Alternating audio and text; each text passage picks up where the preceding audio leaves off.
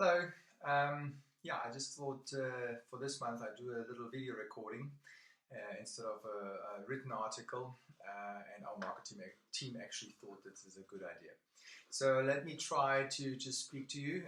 Yeah, I have following updates from the desk of the CEO. I thought I give you a very brief update now where South Africa is standing, a couple of African neighbors, and then also update you what we have been busy with in the last month compared to the previous article. So, I mean, most of you have heard it already. The VFS offices in South Africa are now open for submissions of applications. According to a lot of information which was revealed actually today. Today is the 22nd of September when I'm actually taping this. All temporary residence visas are open for submissions, so that will be possible. On the downside, unfortunately, it seems like that Home Affairs is insisting on valid radiological and medical certificates as well as valid police clearances. So in practice, that means if you wanted to extend in June or July and the lockdown prohibited that you will have to apply for new valid documents, these three, because they might have expired, obviously, during the lockdown. Okay, so that's the bad news, but at least the local submissions will be possible. Also, it is confirmed that the missions will open very soon for submissions, so that will just go on like normal. So that's pretty good. And then for the expired visitor visas, so only 11.1, there seems to be another extension in the pipeline from the 31st of October to the end of January, but this is still not confirmed. These are all rumors. We're getting this information through the Forum of Immigration Petitioners, where we are members. They're liaising with VFS and they're liaising with Home Affairs. So it's quite useful to be part of that professional body. Yeah, the information is not always 100% from Home Affairs side. So we hope we're getting some clarity there, and then probably at the end of the month when this newsletter gets out, there will be clarity on this.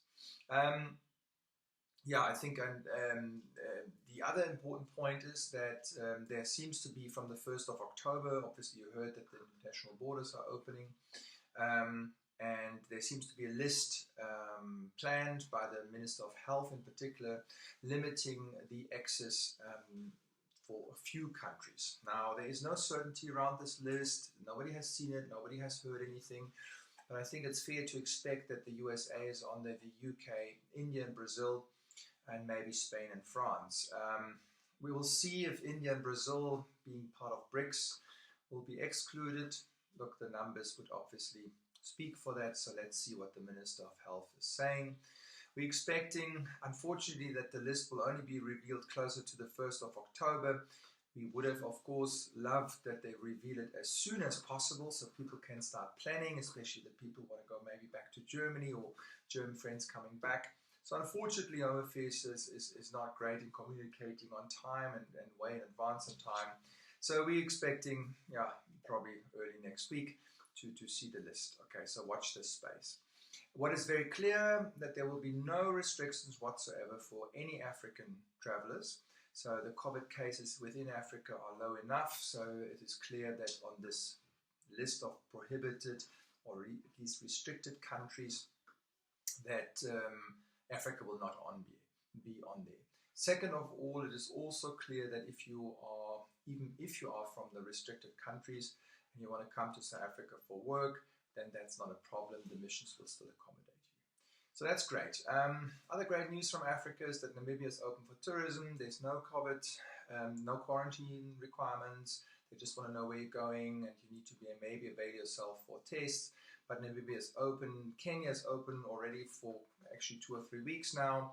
Mozambique is opening. So slowly but surely, everything is opening up, and it returns to a little bit of normality. And we see a lot of inquiries for Mozambique because of the gas fields there and some of our clients. So we're quite hopeful that that will increase quite significantly. Then maybe more on a personal note, what we were busy with. I will keep it very short because it might have not so much of interest. Last week we actually flew with 2 colleagues, myself and 2 colleagues from Cape Town to Johannesburg to our quarterly management days. We thought we're not going to do it on Zoom but rather in person, because I think we're all a bit tired of the videos and Zoom sessions. So it was a great experience, I have to say. What was not so great is to walk into the Cape Town International Airport, and beside myself there were 5 other people in the building, at least before security, and only closer to the gate it got a little bit busier. So that's not a recovery. I mean, we're in level 1 now, so if that's the recovery, then that's bad. All the shops in the airport are closed, so that's not good for a lot of businesses. On the upside, the traffic in Johannesburg while I was driving and seeing some of my clients was fantastic. I've never seen traffic that little. I was always too early at my appointments and had lots of spare time, so that was very good. And then we had great 3 days, and we really managed to focus on a couple of issues for the future going forward. So we're very positive. I think the good news for you guys out there, that except for one staff member who was probably due to the COVID isolation, left our employment and went to her life partner Durban, our team is intact. They're all on board, and quite frankly, we're now really all quite keen to start rocking and start rolling. And business needs to come in, and a lot of staff who were sitting at home quite a lot, at least on reduced hours, they tell me, look, they're ready to go back now, and we really have to start. So I'm hopeful, I'm positive, and we're ready to make it a good, at least last 2.5 months of 2020. Thank you very much. Bye-bye.